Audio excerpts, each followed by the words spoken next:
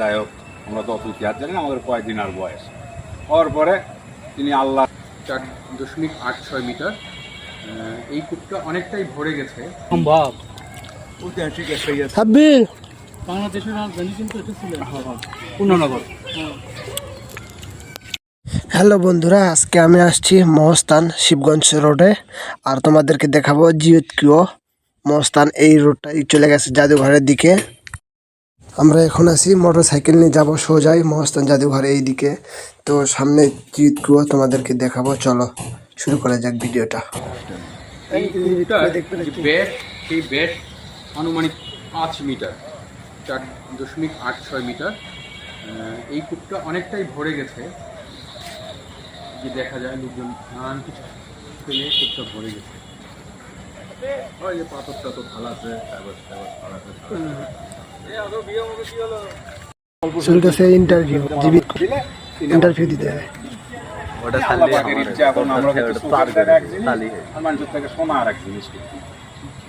আর কিছু খেয়েছে এই কূপটাকে কেন্দ্র করে। এই কূপটাকে শুনছি যে আমরা ওই মুরব্বীদের মুখ থেকে গল্প শুনছি যে পরশুরাম যে কোনো মানুষ মারা গেলে এর ভিতরে ফেলে দিচ্ছিল, জীবিত হয়ে উঠতেছিল।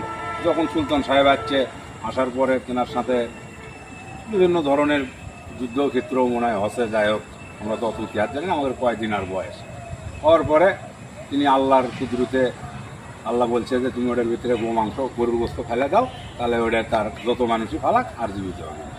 তারপরে এদের অ্যাকশন নষ্ট হয়ে গেছে।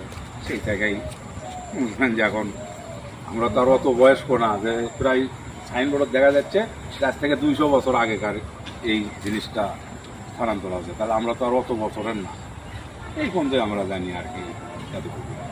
অনেক ভালো বলছেন, পুরোটাই বলে ফেলতেন অল্প কথার মধ্যে, একদম পুরোটাই বলে ফেলতেন।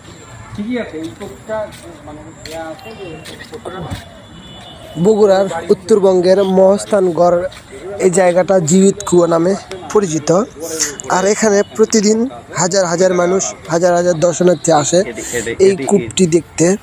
কথিত আছে আজ থেকে প্রায় 200 বছর আগেকার এই সেই কূপটি নির্মাণ হয়েছে। এখানে দেখতে পাচ্ছেন জিউৎকুয়ো নামে সাইনবোর্ড আছে। এই বোর্ডে এই কূপটির বিষয়ে অনেক কিছু তথ্য আছে। প্রিয় ভিউয়ার্স, আপনারা যদি ভ্রমণ পিপাসু হয়ে থাকেন এবং বিভিন্ন পুরনো জিনিসপত্র দেখতে চান, তাহলে চলে আসবেন মহস্থান শিবগঞ্জ। এখানে আগেকার যুগের রাজা বাদশাদের প্রাচীনতম বাড়িঘর এবং বিভিন্ন জিনিসপত্র আছে। চলে আসবেন সবাই।